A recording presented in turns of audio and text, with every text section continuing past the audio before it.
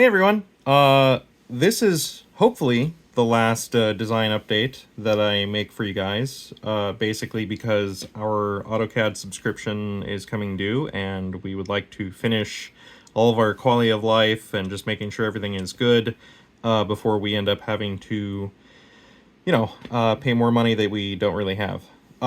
So what's going on is that the orange ASA prints out really well and the overhangs aren't that bad.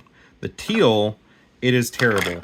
The track system that I designed for the case and the cover to go together resulted in this really large gap, or at least from my perspective, because I deal in like fractions of millimeters. That's pretty big.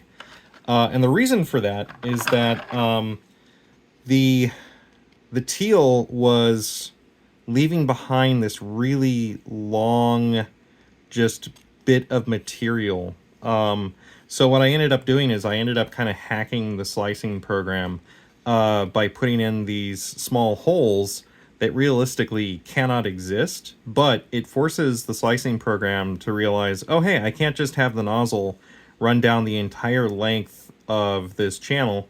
I have to bring the nozzle out and in at smaller intervals, so it makes the overhangs much smaller. So this should, just make sure I got my button in there, this should be much easier to slide on. Oh yeah, look at that. And now, get my comparisons. The gap is much smaller because I don't have a bunch of overhang material hanging out in that channel.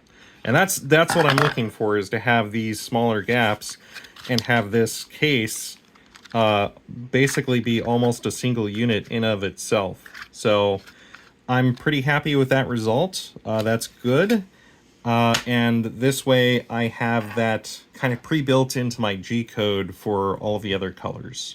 So yeah, please like, comment, subscribe, all that good YouTube stuff, and hopefully I'll have more release type information and stuff like that for the next video. Thanks for watching.